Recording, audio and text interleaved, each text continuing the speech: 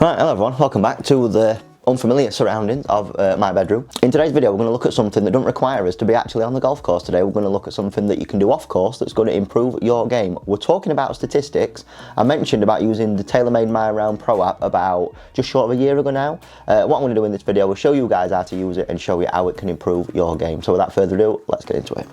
Right then, so hello everyone, welcome back. Like I said, in this video I'm going to show you how to use the TaylorMade My Round Pro app, and I'm also going to show you how it's going to benefit you. So without further ado, what is the TaylorMade My Round Pro app? As you should be able to see on screen round about now, that is the icon for the app. So what I'm going to do is I'm just going to click on it.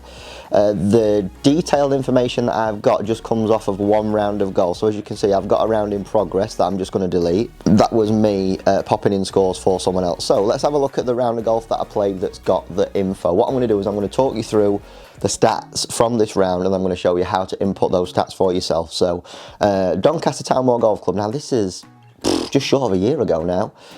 This is just the app that I use to show people how to use the app, if that makes sense. I know that my actual TaylorMade My Round Pro app has got all my apps and all my stats logged from this year.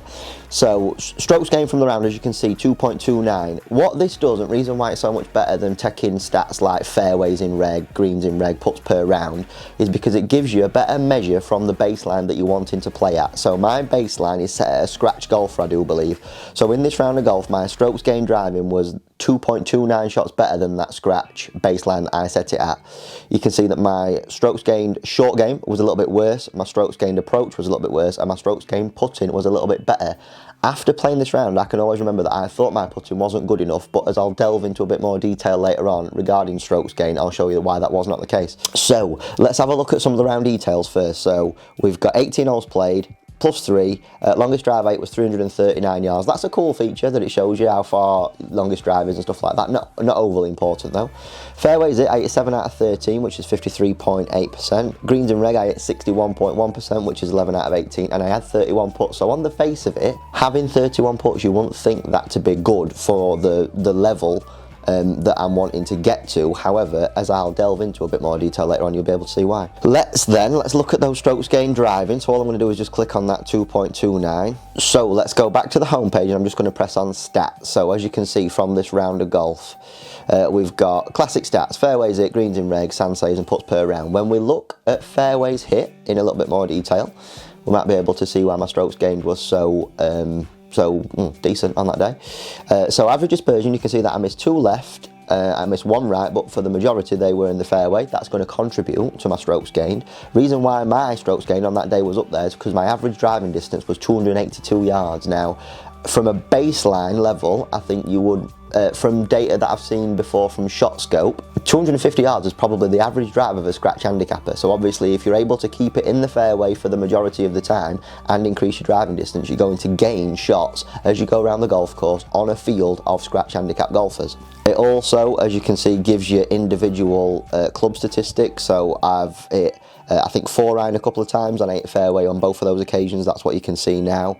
And with my driver, I've hit that on every other occasion. Didn't actually hit the 3-wood off the tee, which were interesting. 3-wood sometimes a safety club for me.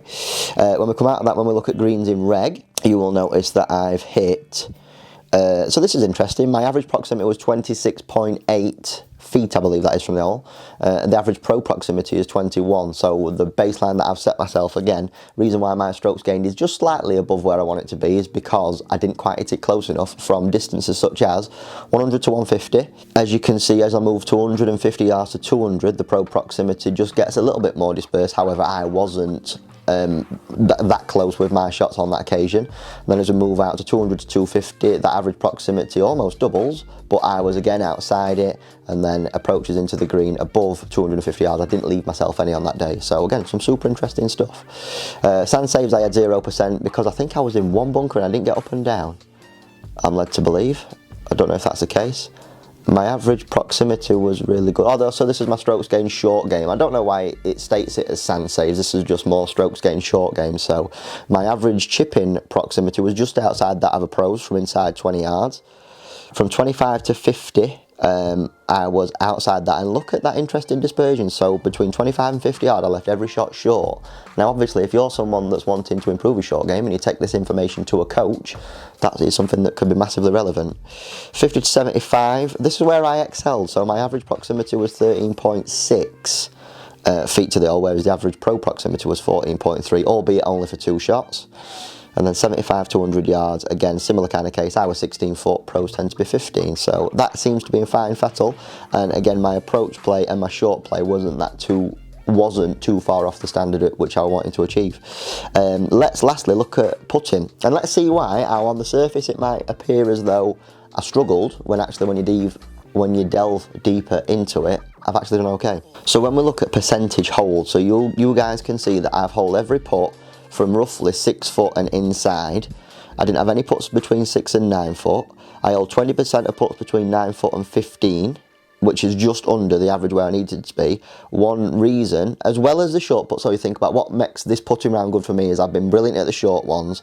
From 15 to 21 foot, I knocked in 28.6% of those putts, where a Tour Pro's average is only 17.6. So both of them reasons combined, despite me having 31 putts, has led me to actually outperform my strokes gained in that area. So what was the case in this round, looking past the stats, is that I was leaving myself too far to make viable birdie chances with the putt. So for most of the time I was leaving it 30-40 foot, as you saw with the approach stats that I showed you earlier. I was leaving it too far away, giving myself putts that I shouldn't really be converting, and I wasn't converting them. However, from short range, once I was lagging them up, I weren't missing anything. So made a lot of pars that round, not enough birdies. The problem fell in my approach game, wasn't actually my putting. So that is a general overview of what you can expect to see from the TaylorMade My Round Pro app.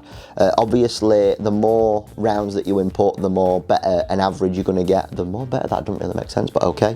What I'm going to do now, and this is probably the trickiest part of this app, is I'm going to show you how to input the statistics into the thingy. So let's go add round. In fact, let's go Ickleton being my own course. So here's what you have to do. I'll kind of run you through the first hole. So set it up as you normally would. Let's say that this is a practice round off the whites and it's all ready to go. So set up round. One thing that you might need to do before you start is input all your clubs. So as you guys can see, all my clubs are inputted right there. Once you've done that, that allows you to select which club you're playing from any particular distance, which is kind of important, as I found last time I did this on course with someone. So let's go play around. With me not playing the golf course now, I will have had to have made a note of the shots that I would have hit, which is a little bit of a pain in the arse. The better you do this on course, the easier it is when you come to input your stats right now. Another option that you've got, as I found out with one gent that I teach the other day, is you can actually input what is happening as you're going round and use it via the GPS part of the app. Really cool. If you want to see me do that in a separate video, please let me know. But yeah, here is how to input your stats. So we're going to go plus shot, which as you guys can see is like bottom right of the screen. So plus shot. Let's say I'm going to hit an 8 iron. Okay, so we'll go 8 iron. Tap screen to play shot. What we need to do now is select where we're teeing off from. So as you guys can see, I've just plonked my marker down there, but I did say we're playing off the white. So what I'm going to do is I'm just going to tap that 8 iron marker and then drag it back to the middle of the white tee. So you can see I've got about 319 yards to the flag. Once I've done that, I'm going to press done. Next shot, I laid up just short of the water and I left myself about 130 yards. So let's press shot again. The club that I hit into the green was a pitching wedge. So what we need to do is we need to press on the screen whereabouts I left myself that pitching wedge shot and try and get it back to 130 yard again. So let's just press it. So it's saying that I've left myself 122. So again, click the PW on the screen and let's drag it back to about 130. Then once we've done that, we'll press done. Next shot, I managed to hit the center of the green, but the flag was at the back. So this is where it gets a little bit funky. So what I'm going to do to change that pin position is I'm going to press on the pin and I'm going to move it to the back middle of the green. Once I'm happy with that, I'm going to press done. Okay, and then I'm going to add my next shot. So like I said, my next shot landed in the middle of the green, let's say about 20 foot away. So we're going to press new shot and then we're going to press putter and then I'm going to again press it right into the middle of that green. Before I do that, I need to press skip because we've already moved that flag. So press skip. Then I'm going to press to about 20 foot away. So it says 22.7. Let's press done. Let's then click on the P for putter and then let's move that to exactly 20 foot. Right, and then once we're happy with that, I lagged it up to about a foot. So what I need to do again is press add shot. I need to add another putt. I need to skip it again because that flag position has not changed. So press skip, and I'm going to press it about a foot away, 2.9 foot away. Press done, and then again press on that P for 2.9 foot away, and let's move it to 1 foot. Now that is my par, okay? That was the way that I played the first That's what you've got to do for every hole. I do think it is a little bit easier if you can track it on the GPS as you're doing it. Obviously, the detail at which you're making annotations to your scorecard, or even if you write down what you've done with your shots, will allow you to make it easier on this app. So let's press done, complete hole, and then of course move to the second and do it again. So like I said earlier, the more on top of your stats you are, the more stats that you actually input gives you a better average, and then from there you're able to formulate slightly better plans with your coach. I know this is massively helpful for me. We saw big improvements with Alex during the toolbox. He didn't use this app, he used Arccos. Arccos does cost a bit of money, whereas this one's free. That's why I'll probably tempt people into using TaylorMade My Round Pro. But yeah, I think overall it's going to have a very positive impact on your golf if you manage to capture some statistics. So like I said, there are different ways of capturing stats out there. This is one of my favourites just because I think it's relatively easy to use, although it can be quite tricky, and it is free, so that's why I would recommend. So if you found this video useful, please leave me a like. Make sure you're doing the usuals of sharing, subscribing, all that kind of stuff. Like I said, if you want me to show you how to input your stats on course, leave me a comment. I'll do that in a separate video. Just lastly, like I mentioned right at the start of the video, I'm doing some statistical analysis packages. That sounds very technical. Basically what it means is that we do a 2-hour on-course playing lesson where I log your stats for you. I spend half an hour with you, showing you how to input the stats and where they can be used to define what you need help with in your golf. And then lastly, we spend a 50-minute assessment session looking at what you've done on course, taking it into the bay, using the GC quad, and then seeing how we can improve, and then maybe formulating a blueprint from there. So if you're interested in those statistical analysis and I would say technical improvement packages as well, please get in touch with me on the usuals like email, leave me a comment in the section below, all that kind of stuff. I appreciate that I have spoke a hell of a lot in this video, so thank you ever so much for sticking with me. Hopefully you guys find this useful. I find it very useful as a coach. Stay tuned for some cool videos coming out soon. There's a new series coming, which I'm very much looking forward to. Without further ado, that's it from me today. So thanks for watching. Laters. Bye.